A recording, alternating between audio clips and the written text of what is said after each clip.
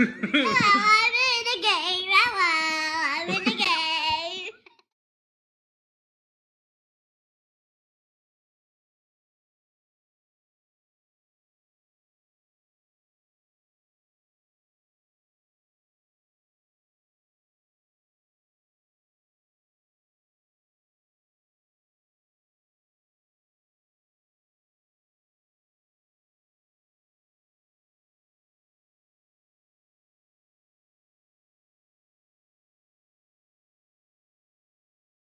Hello, I'm in the video with my daddy. All right, everybody. So what's going on today?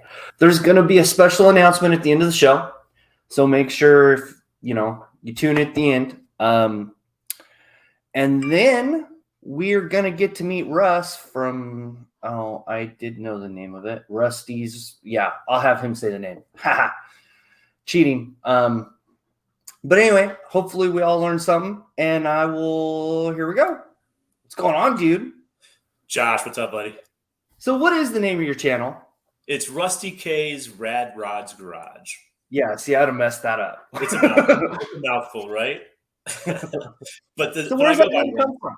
I go by Russ in my real world. Russell's my actual name, but I go by Russ. But Rusty K was just a little spin on it, just to, my last name's Kostoff, so my last name starts with K. So the Rusty K just came as just something different to put out there on the channel instead of just Russ. Oh. And then, looking for a shop name. It used to be when I first started the channel back in, 2014. It was just Rusty K, the model car student, because that's really what I was, the novice. And then over time, I rebranded the channel as Rusty K's Rad Rod's Garage just to give it a little bit of flair. And it just sort of stuck with that.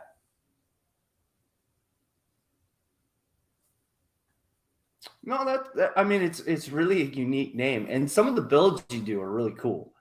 Thanks. So how I actually found you is from Todd. How do you know that guy? Well, Todd and I started our channels right about the same time. Our YouTube model building life sort of mirrors each other in a weird, creepy kind of way.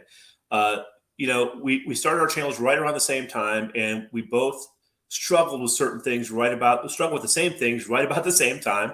So we just sort of hooked up through chat, and next thing you know, we're texting each other, calling each other, talking to each other, and about some of the struggles we're having. And then we both sort of took a hiatus at the same time, which is kind of weird. Matter of fact, when we went off the channel for a little bit, I think it was CT Speed Shop. It actually put out a video wondering where we went. Hey, Todd, I'm glad you're on. Yeah, so Todd and I have just become great friends over the years just through this community, and that's sort of how I hooked up with him. We've actually worked on a buddy build together that I think he finished. I'm still sort of working on it for the last 5 years. But yeah, no, Todd's a great guy, super guy. No, I mean it's really cool. Like some of the, and you'll kind of probably have the same opinion as me, but the YouTube community is so like knitly woven into one another. Like when there's you can tell that there's two channels that get along really, really well. Yeah. And they're, and you're starting to see a lot more of that. And then you bring the Facebook communities into it, and then it just kind of blows up. Yeah, no, absolutely. This whole YouTube community thing, was a shock to me when I sort of fell upon it. But for builders like myself, I don't take my stuff to shows. I'm not at that level to take my stuff to shows. I probably could just to have fun in a novice entry level, but I don't have anybody to show my stuff to. My wife doesn't care. She'll come in. What are you doing? Working on a model. So how I get to show my work and share what I do is with friends on YouTube and Facebook and things like that. It's the encouragement from the community that sort of keeps you going. We all have a love for building the models. We would probably still be doing this if it wasn't for YouTube, but I think it gives us an outlet to share and to get advice from people. I don't come across too many people that have anything bad to say. Constructive criticism is always a great thing, and the community's just been invaluable. When I fell upon it, I realized that, number one, I didn't know what I was doing. I didn't know what I didn't know, and that I have so much to learn after doing this again for last 8 years. You know, there's never a perfect build in my eyes. I can't get to one. I know there's some out there, but that's what YouTube is for, you know, to really bounce ideas off and get ideas and get advice. Yeah, see, yeah, we're on the same page with that. And the other thing is I love the fact that we all can share. Mm-hmm. And it's so awesome that, you know, like, and there's a couple that, you know, they're doing their gimmick, right, where they're trying to earn money on the side, right? And that's okay too, but, you know, I just love the fact that we all can, like, hey, tell me what you think, and Yeah, just let the comments roll. absolutely. And most of the time, you know, it's all positive. You know, every once in a while you'll get a bad apple in there, but it's very far and few between. The community is just so supportive of each other, which I think is key. Yeah. Yeah. And, you know, there's a lot of people that are in, like, for me, there's shows like an hour from me, or, you know, a couple hours from me, but it's like nothing really close. Yeah. Yeah, you know, I'm fortunate here in Tampa that there's some shows regionally here that matter of fact, in a couple of weeks, I'm going to a smaller show. Actually, it's next Saturday, just a smaller model show here in Largo, Florida. I'm basically going to see if I can get some kits on sale, you know, pretty much. And there's small events like that. But then you've got the Orlando show, and then you got Jack's Con, which are local here. And then even the Atlanta show isn't terribly far from me. But it seems like everything that I see on YouTube when people go to shows and put their videos up, they seem to be more East Coast stuff. I don't see a ton of stuff. I know that there's one out there that was just recently, I think, out in Los Angeles or out in California somewhere. Yeah. But I love those videos when people put them up. That's just eye candy. You know, I put a video up in 2006 or 2016, I should say, of the Orlando show, the first model show I ever went to. I took a video of it. That video has over 27,000 views. And Yeah. it's just me taking my camera, showing the eye candy, because it gives people inspiration that couldn't get to that show, you know, and you can freeze frame it, take a picture, and, you know, try to build that model, you know? So I think the shows are great. I wish they did more of them. So what's the, like, direct community like where you're at? Is it like you got a hobby shop near you, or? I do. I have a few local hobby stores that I frequent, and then of course your typical Hobby Lobby. But I try to go to my local people first. You know, I normally get all the stuff there. I will do Amazon. If I can't find exactly what I'm looking for at my hobby shop, I will.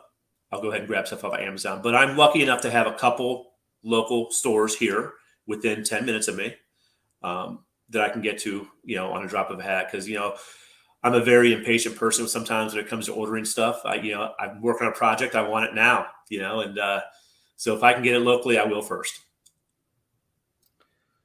No, it's pretty unique, huh? For the Tampa area. You'd think there'd be more of a community down there, because that's a pretty big metropolis, right? Yeah, no, it is, you know, and I've tried to find some local hobby or model building clubs in the area that you can just sort of get to and get with, and there's really not that, you know. So there again, that goes back to me talking about, you know, what the YouTube community means to me, because there's no real clubs around. You know, who knows? Maybe I should be the one to start it, because there's just nothing here, and maybe there's more people like me in the area that think the same way. That it would be great to get together once a month at a local hobby shop, sit down, bring your builds, talk to people, and get some great ideas. But there's nothing quite like that around. I am fortunate of having some local builder, not local, a couple hours away. Tom Rambler 69. He's a couple hours away. And I've been fortunate enough to get together with him at his shop and just to get some ideas and just shoot it, sit down, talk about models, show me what he's done over the years. And, you know, that guy's incredible. And it's a nice resource for me to have. I've got a direct line to the bat phone for him if I need it. Speaking of your shirt, you know, I can always give him a call. Yeah.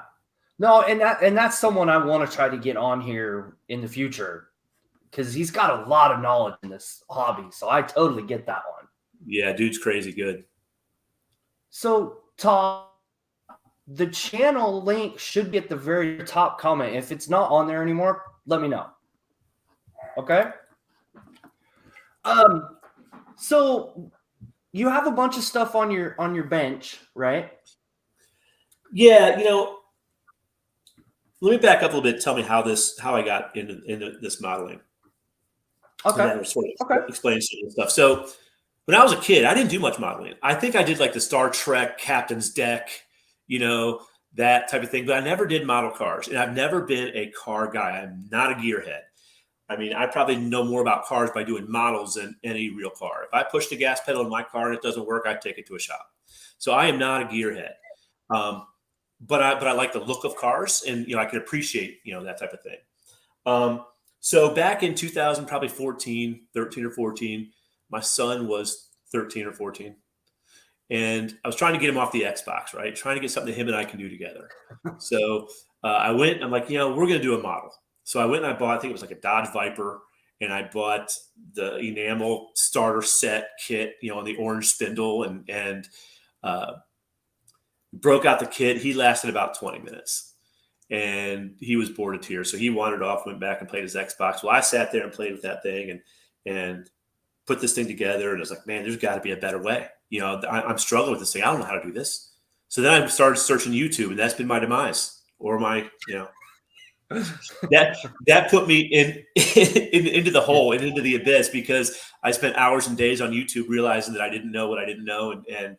And I knew right then that I was gonna have to break out the checkbook and get the right stuff that I needed to, because I'm a creative person. I'm a musician.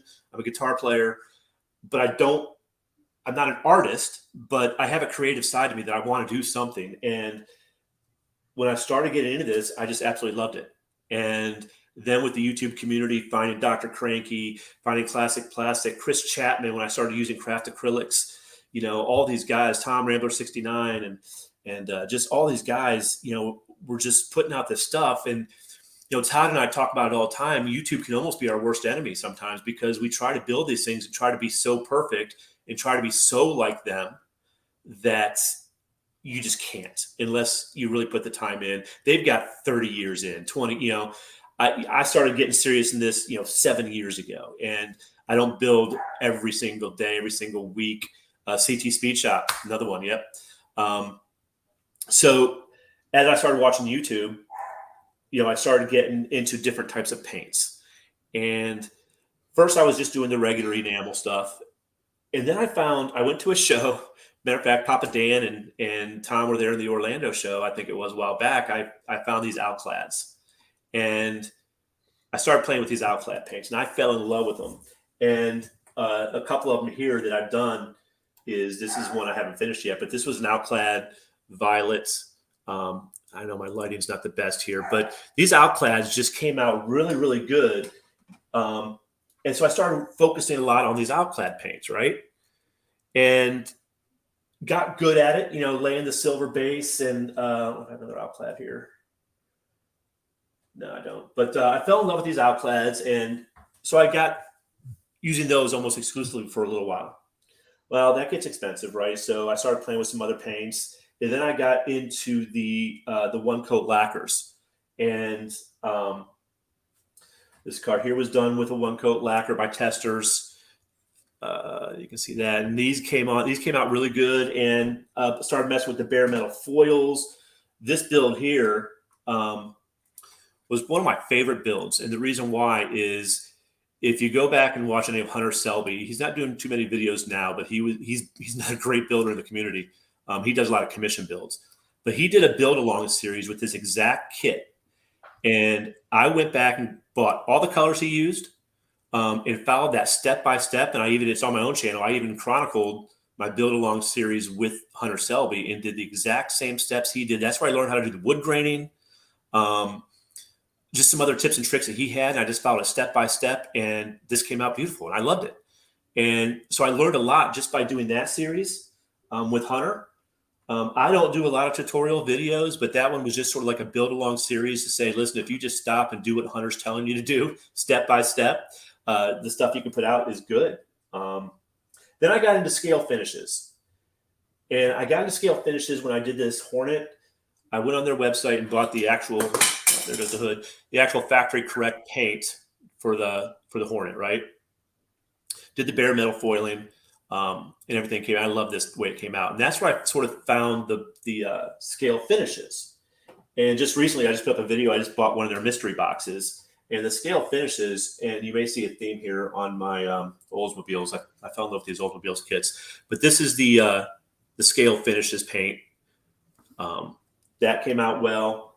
And this was also an Olds. That came out good with the scale finishes. So now I've got these 20 scale finishes paints that I just bought that I need to get into and start playing with. But I haven't fell in love.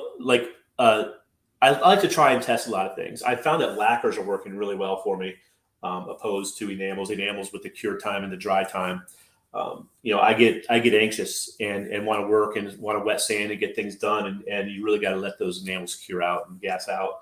But I am not stuck onto one paint or even one clear or one process. If I see something new on YouTube that somebody's doing something completely different, I'll try it. A couple of weeks ago, I tried, and I sent a picture to Todd because it's not worthy of showing it to anybody else. I was trying some marble painting, doing some marbling. I saw a guy on YouTube, and I tried to do exactly what he did, and it came out like crap. But it was an extra spare hood I had, played with the process. But that's something that I want to get into and start doing some different things and experiment with different paints. So I've got more paints that I need to have that I'll probably never get to, but enjoying the process and looking to see what each one. I don't do a lot of testing on spoons. So I'll just grab a kit and work on the body. And if it comes out great, then I'll continue on the build. But yeah, different paints. That's a long-winded answer for what I've got on the bench here, but just wanted to break these out and let everybody know that, the different stuff that I've used. If you haven't seen my channel, I sort of came back after a long hiatus. So I've been watching a lot of new people. And if anybody hasn't seen my channel, you can go back and take a look at some of these build progresses. So there's a question on the screen. I don't know if you can read it. Yeah, I saw it. What do I use for clear over Outclad? There is, actually, if I can find it, there's an Outclad clear. I may be out. What? There's an Outclad clear coat. Actually, it's right here. You have my complete attention. No doubt, huh? I didn't even know that existed. Yep. So you can use this, and to be perfectly honest with you, some of my Outclads I don't clear at all. Because they come out great the way that they are. But go ahead. So that last car you picked up with the Outclad on it, pick that one. It's the no over. Yeah, keep on.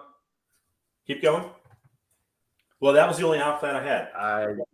This frozen. Yeah. Pick that one and pick whatever one you used the Outclad paint on. Just pick that one up again. Okay, so these two are the Outclads. This one? So does that have clear on it? No, neither of these have clear. Does that have clear on it? No. So how are you getting them shiny? It's the process of using the Outclad. So when you use Outclad, you can't just spray the paint. You can't just take your gun and spray it straight. So when you're doing the candy base, everything is shot at an angle. So it'll even tell you in the instructions on the Outclad, to lay it down at an angle, up at an angle. You can't go flat with it. And as you build it up, as a matter of fact, I think this one I may have a video of me doing this one. This is the Impala. If you go back and search my channel, I think I do the process with this, and you'll see it build, and you'll see that shine come out. But yeah, not all of them need clear. I mean that's a great finish without any clear. Because that's shiny just off the screen of the computer you're using. That's crazy.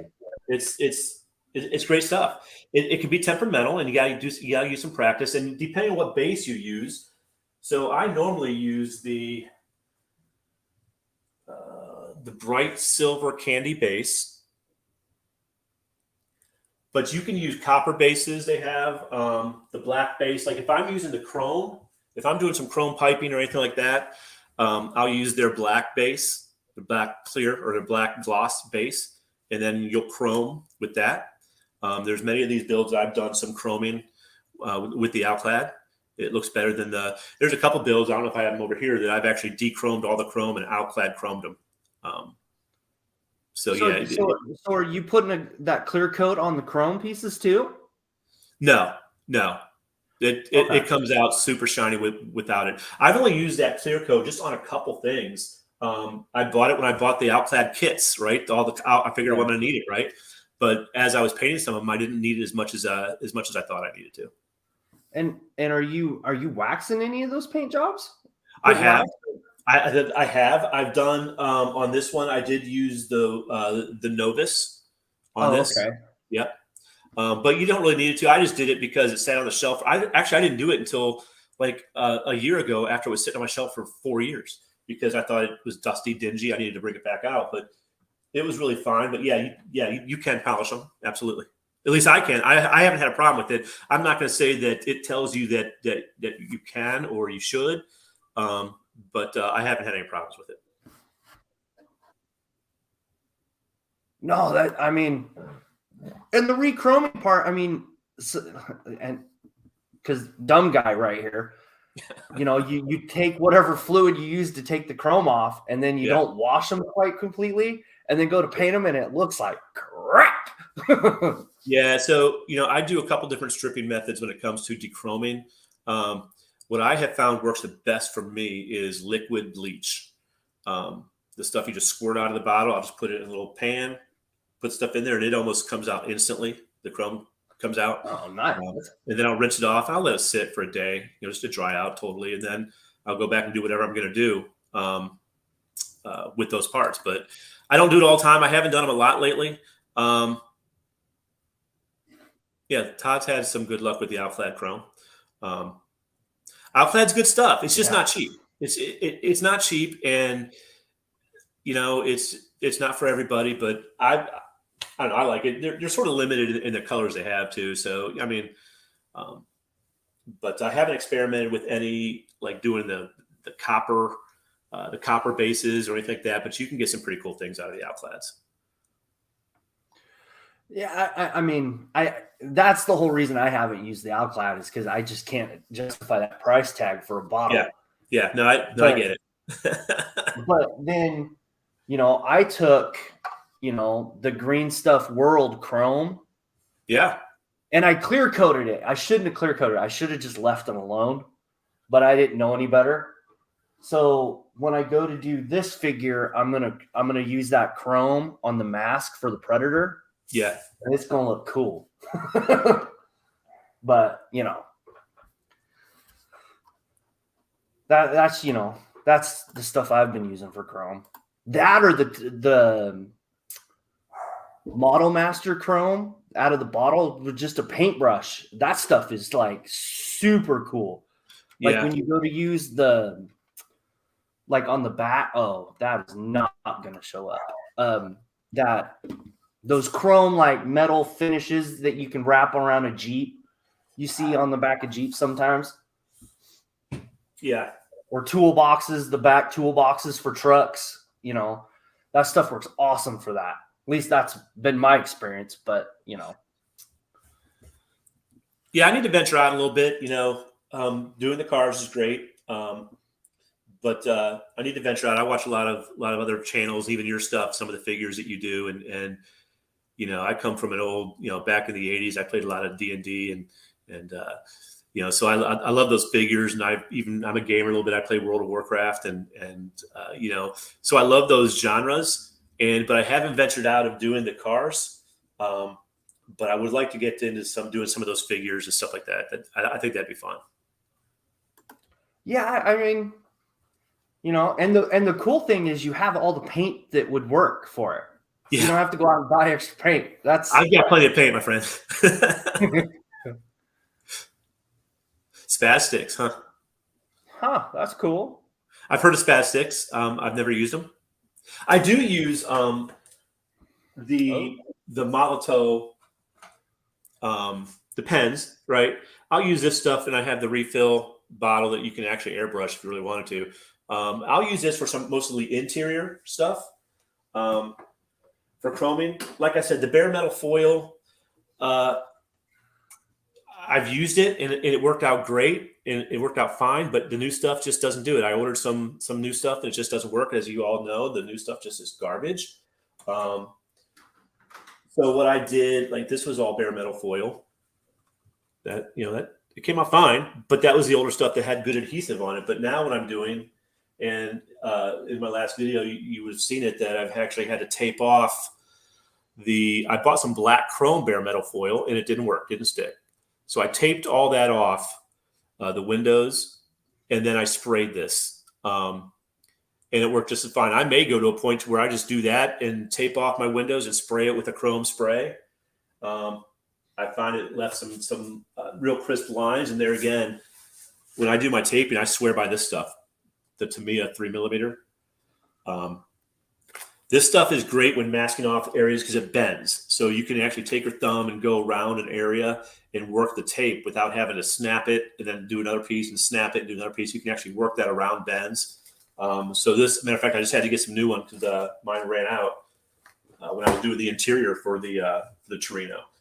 But I'm by no means an expert at painting, but I like to experiment and like to try things. And I know everybody builds their models in a different sequence, and I hear this question all the time, whether it's on Facebook, YouTube, is that how do you build a kit? What order you do it in? And I always do the body first. And the reason for that is because if I get a great paint job, I put that off to the side and that's my inspiration to build a kit, right? If I got a lousy paint job, so if I built the rest of the car first and then I did a lousy paint job, I'll feel like the rest of the kit was all for naught, right? And I'll spend all this time trying to fix the body. So I would rather get the body the way I want it and then use that as inspiration. I'll set it off to the side so I can look at it and say, hey, you know what? You did a good job on the body. Take your time. Let's build the kit and make it right. So I always tend to, and I even go to extremes. Now this is something that I got from Don Yost. So I will go as far as taking the bare plastic and I will sand it from 600, 800, all the way up to 12,000 before I even prime it. That's overkill, right? I don't care because I've had success with it. And then I'll prime it. I'll wet sand that thing all the way up to 12,000. Start back at like 1,000, go all the way up to 12,000 before I even lay paint. Then I'll paint it. And then I'll go through my wet sanding process if necessary after that. But, I bought the Don Yost DVDs back in the day. And, a lot of stuff he does is I don't do. But the one thing that I took from him back at the beginning is it's all in the prep and the body work. And it hasn't always worked for me, but I like the result I get from it. So when I see people say, oh, that's overkill, you don't need to do that. That's fine. But it doesn't take me terribly long. I sit down in front of the TV with a tub and just go to town and wet sand it. And that's the way that it works for me, So my question with that whole sanding process, right? After you prime it, right? You said you sand it again, right? Uh-huh. Right? How many layers of primer are you putting down so you can sand it like that? I'll usually do three to four coats of primer. And what primer are you using? I love the Tamiya. Oh, okay. I love this stuff. I also use I have used the Duplicolor sandable primer as well. But I tend to go Tamiya. It's a little bit more expensive, but it just comes out so fine and smooth. I really probably don't need to wet sand after I do it. I just do it out of habit now. But what I need to start doing is I need to start decanting this stuff and spraying it because it'll go a lot further than using the rattle cans. But I do right now, I rattle can my primer, but then I wet sand. And I try to decant my paints as well. If I do like the what I did the accent color on the Torino is the Extreme Lacquer, and I decanted this, and it just goes a long way. You don't get that overspray loss when you use the and some people use this even without primer, and it looks good, but I always prime. But the only thing I don't prime, and this is probably a bad habit for me too, is I don't tend to prime the small parts on the trees, and I don't know why. I think I just get lazy, and I know I can just go and spray them all on the tree and get it done and cut them off and do that. But I tend just to paint the small parts. And I have found on my small parts the typical colors like your blacks and things like that. I love these Vallejos. These brush on so smooth. And it usually just takes one coat of the Vallejos. I've got the oily steel here. I love these Vallejo paints. I need to get more colors in them. And then I'll also use some craft acrylics if I need to. And, I haven't gotten into these yet. I have a lot of them, but I know that Rambler uses a lot of the Tamina. He uses some other ones, but these, I haven't used these yet, but a lot of people are talking about it. It's easy to mix. If anybody's used these out there, I'm sure you love them. Tamina make a great product. That's pretty much what I use. So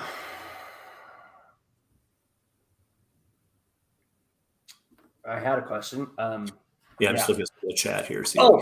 On the small parts. Yeah.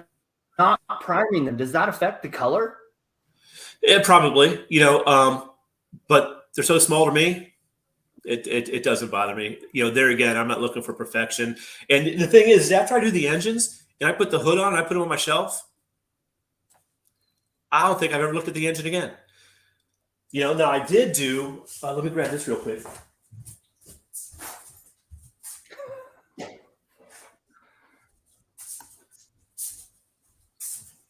I did recently buy a case for this one. This is one that I modeled after Rambler 69's build. This is the Merc, the 49 Merc. And look at that. Yeah, so this was a really good build. Came out fantastic. I loved it. I even did some wiring on the engine, which I don't typically do.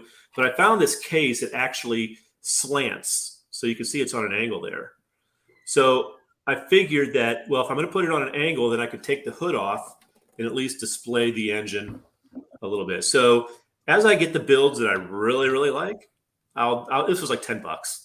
And I'll go ahead and put them in here to keep the dust off. But this is one that I went to Rambler's shop and I saw this. I'm like, tell me exactly what you used. I want to model that. I want to model that build after your model.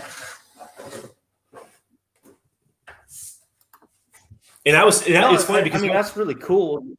Yeah, I was texting Tom, during the process and say, hey, is this what you use? Is this what you use? And he would text me back and say, this is what I use. This is what I did. And I was just trying to learn new things, and you take what you learn new on each build and you can sort of carry it over. Now, the funny thing is that after I took my hiatus for about 3 years, I had to go back and watch my own videos to remember how I did something because I'd forgotten, it's if you don't use the techniques all the time, you forget what you did. And so it's kind of funny. I'm giving myself tutorials on my own videos. So. Yeah, I've had to start colors I put in that particular paint job, so I can go back to it if I need to. Yeah, I'm horrible at that. So the one question I have for you, is your bench in a closet? It is. It's actually this is my office too. So my original bench when I started was in the garage, and as I started to trying to do better paint jobs, the garage is just not conducive, right? But when you got the fumes, it's a lot easier to work with, right?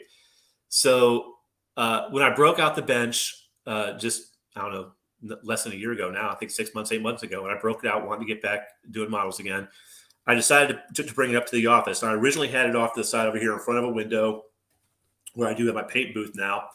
But then it was just taking up too much space in my office. So I had this closet back here. It was just full of totes, just junk. So I cleaned that out. Now I've got it here so I can actually just shut this thing up and my bench is put away.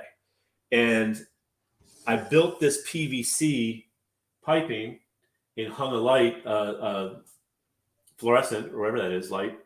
So I got my lighting and it works out great. I can close it and just have it away. If I'm on a Zoom call for work, I can close my shop behind me and call it a day, right? No, I think it's really, really interesting. Like when you first got on today, I was like, well, there's a rack. I wonder if he is in a closet. Yeah. So actually, if you look up, there's my stash, right? Yeah, of course. So it's all up there. And then if I swing you around here, here's my air booth. I have it, so I can vent out the window, right? So I just have that there, and it's all compact. It all works, right? Sorry, I'm making you dizzy, but yeah. No, it's just really, really unique. So let's talk about tools a little bit, right? Yeah. What do you use? Anything unique, or what are you mostly using to put kits together with?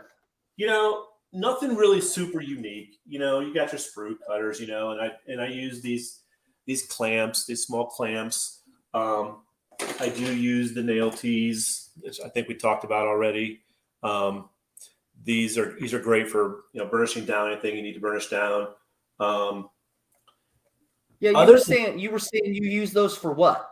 So so when bare metal foil is a good product, this is what I use this for. I use this to burnish down all my bare metal foil seams and lines before I cut with the surgical blade.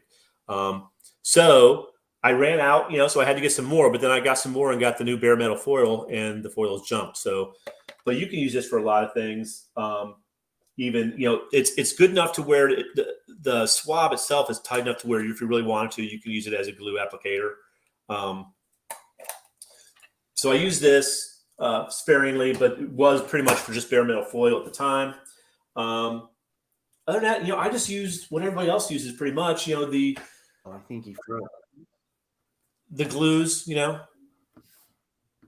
the airbrush. Yeah, that's true too, Todd. I normally use the regular Q-tips as well, but yeah, the nail tees are good. This is the glue I use mostly before paint. If I'm doing paint to paint, I'll use this glue, and I'll normally just put this on a little piece of paper that doesn't absorb, and then I will use a toothpick and use that for gluing small parts. Then the typical stuff for your decal stuff, all the micro saw and micro sets, but no real special tools. One tool that I need to get, and I know Todd has it, is the wheel set tool. I'm not sure exactly what you call that. Todd would know, but when you're setting your wheelbase and you want to make sure that the tires are aligned, there's that little tool you can get to sort of, I think it's got magnets on it, and just sort of chalk it up. Because what happens to me inevitably is that when I'm building a kit, I know we're sort of going down a rabbit hole here now, but when I build a kit, I get all excited at the beginning, right? And then as the kit goes on, I'm eager to get it finished. So I start to rush at the end, and I have to fight that urge all the time. And it always happens. I'll screw something up, and then I'm like, oh, screw it. Let me just get this kit done, get it away, get on to the next one. I also have to fight the urge to break out too many kits at once. There's times I'll have 3 different kits going at once. And I keep them all separated, like up here. I'll take a kit out of the box, and I'll put everything in these totes, right? And then when I'm working on this kit, and Todd, this is actually, I think, the Buddy Build kit. So don't yell at me. It's only about 5 years old. That's this one right here. Todd H and I were working on just a rusted out car that, yeah. Well, see, it's rusting out just fine. That's right. And over time. So I'll tend to take kits out of the original box. I'll put the box up so I can sort of watch or look at the box art while I'm building. But my problem is that I'll get 3 builds going at once, and next thing you know, none of them are getting completed. And because I like doing the painting so much that I want to rush and get a paint job on another car done, because that's the part I love the most, is doing the body. And that's where I get my inspiration for on my own builds. So I tell myself, and that's why I haven't broken out anything left. I haven't broken out anything else while I'm working on the Sereno. I want to get this finished, and it's taking me a little bit longer because I can finish a kit in 2 weeks. And I know we have some builders that will take 2 months. Some, like Todd H, will take a year. Just kidding, Todd. But there's people take their own pace, right? And I really want to, one thing I have not done, Josh, I really want to get into is when the next group build that comes around, or the next 48-hour build. I don't know if there's been a 48-hour build in forever. But I'd like to jump into one of the group builds. I know I saw you guys did, or some people did a plane. I really don't do aircraft or anything like that. I know you guys did like the egg build or something along that lines. But that's one thing I haven't done in the community is jump into the group builds that I would definitely love to get 5 months. Definitely want to jump into some group builds, be more part of that, which I don't do enough of. My other bad habit is going back and commenting on the comments on my videos. And I've been making a concerted effort to do that now because people are taking their time to write a comment on my video. I should take the time to acknowledge that. So since I've come back into the community, I've been making a concerted. Sometimes I'll make a video and I'll just forget it's out there. It's done. And so I've been trying to be better at going back and acknowledging the people that have acknowledged my video. They took the time to watch. So those are things I'm trying to get better at. But the group builds are something I definitely want to get into. No, I there's sometimes like or I print something out and then I set in primer and then I figure out how I'm going to paint it later. Yeah, absolutely. Especially with me taking them up to 12,000, I got a lot of prep work before I can even think about the paint sometimes. Yeah, that's yeah. Everybody's got their process. That's right. Once you find one that works, you just stick with it. So we're still talking about tools for the moment. Yeah. Your decal thing, you have the whole set there? I do. I've got the micro saw. I've got the micro set. Okay. Micro saw. Then what are the other ones? These are micro crystal clear. These are for you can use this for windows and stuff like that. Is that the glue in the windows? Yeah, and then you've got a flat. I really don't even know what these are used for. I've got a flat and a satin. So I think you can go back over your decals with some of this stuff to go back over it to give it a better finish. I really don't know. I bought these because I bought them all on the set. So I really haven't used these. Yeah, they've got, if anybody knows if they use these, I bought them as a set back in the beginning when I was spending too much money. And there they sit. I haven't done a lot of decal work lately. Who's the king at decals is Tom Rambler 69.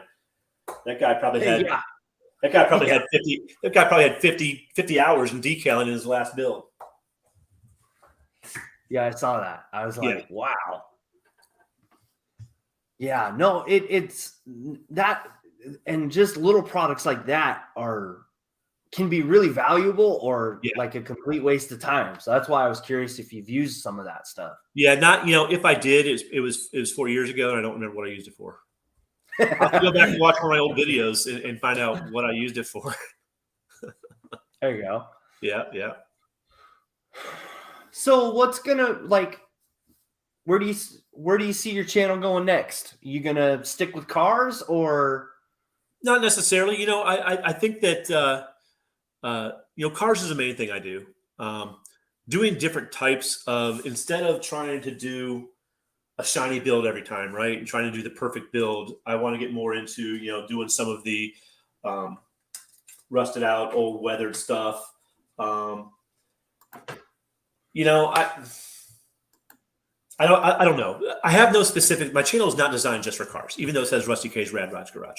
But I wouldn't mind getting into some of those figures that you had talked about earlier, and I did at one point start working on a diorama years ago, and I never finished that. So, I'm not stuck on cars. It just happens to be my wheelhouse right now. But I'll be right back. I got to find out why my smoke alarm's going off. Oh, yeah. Let's not let the house burn down, Josh.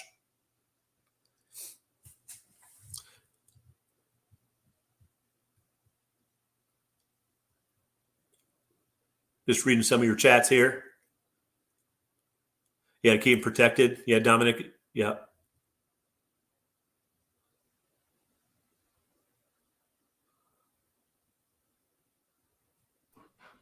Okay. Someone's cooking, that particular alarm. Frizzo. Frizzo, I see your comment about carbon fiber. When I was over at Tom's shop, he's got some really cool carbon fiber stuff that he was doing on that last build he did.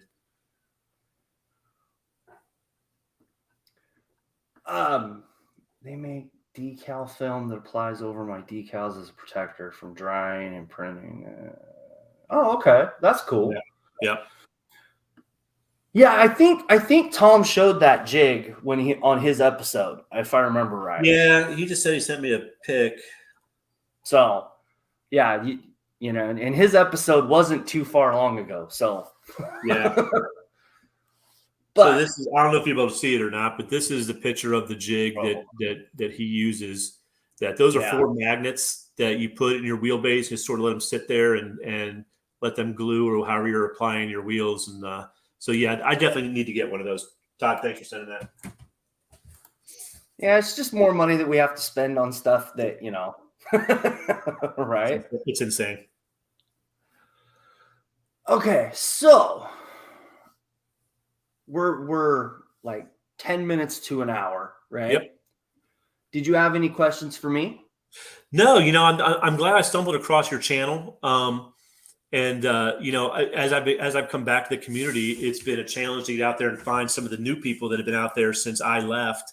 So I've been sort of going back on, like, I'll go to your channel, I'll see who commented on your stuff, and I'll go look at their channel because I haven't heard of them before, and trying to see some new stuff that people have done since I've been gone. You know, 3 years is a long time, and you know, the community has grown immensely in the last 3 years.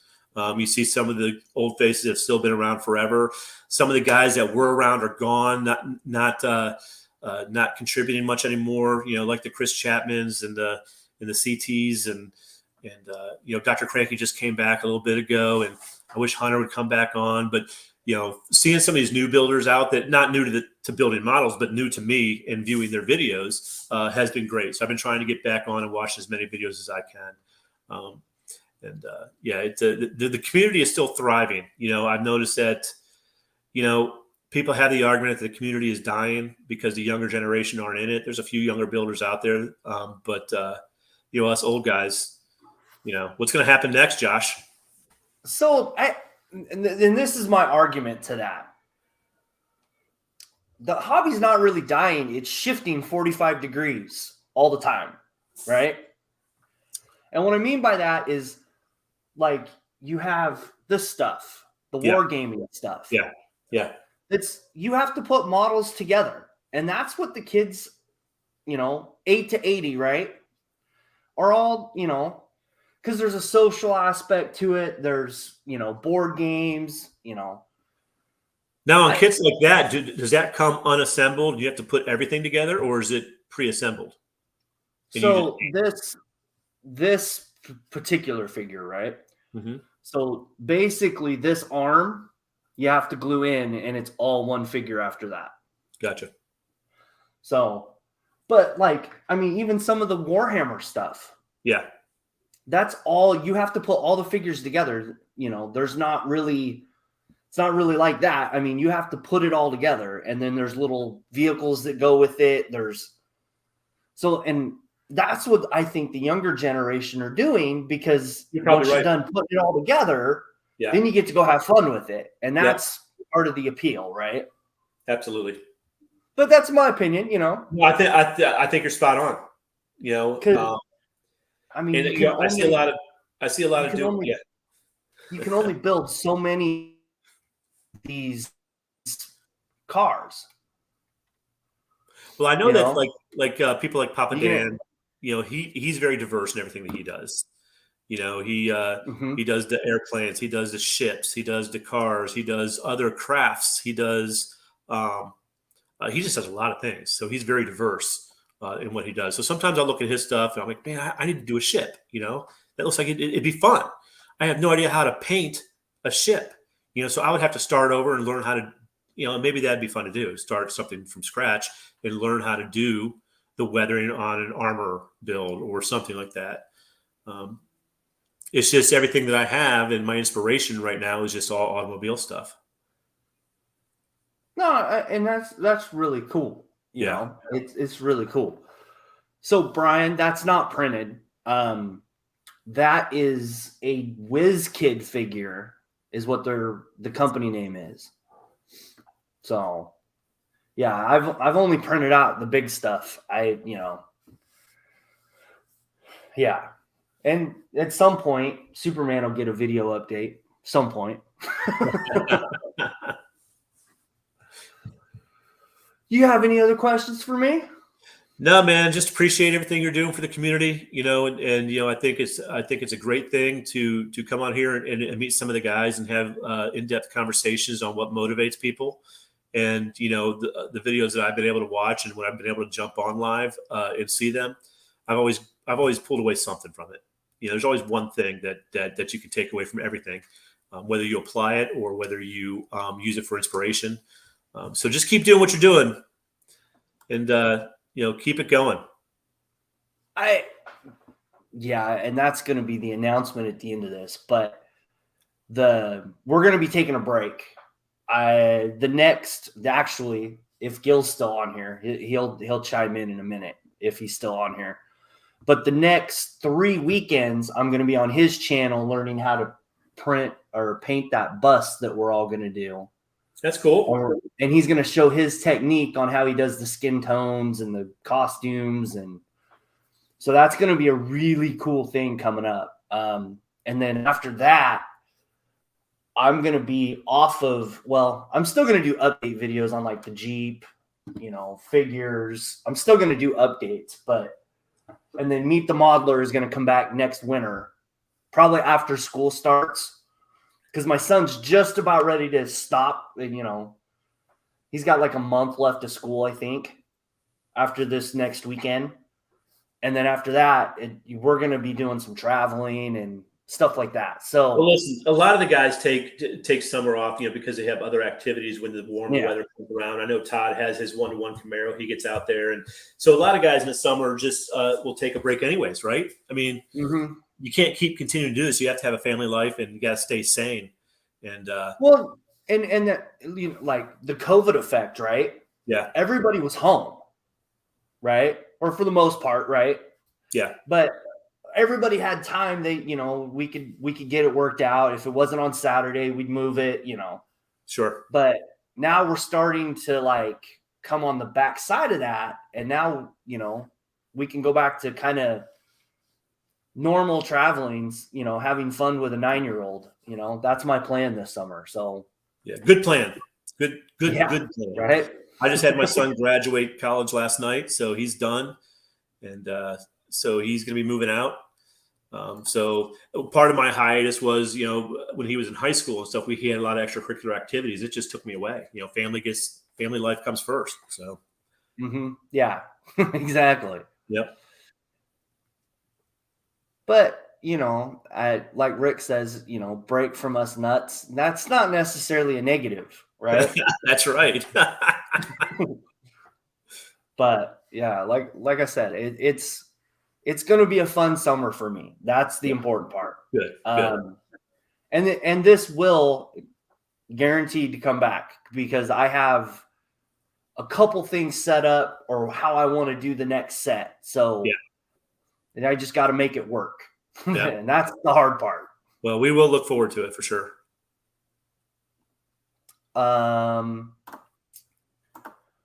Okay. Well, if you ain't got any other questions for me, I'm going to end this because I do have a hard out and I got to be somewhere about 40 minutes from now. So no worries, my friend. But thank you for coming on. I'm sure everybody learned something about the all-clad stuff like I did today. No problem. Thanks for having me. I really do appreciate it. It's been fun. It's fun just to talk about stuff, Yeah, exactly. Yeah. But I'll take you off screen and I'll talk to you in a couple minutes. Okay. Perfect. Thank you. Thanks.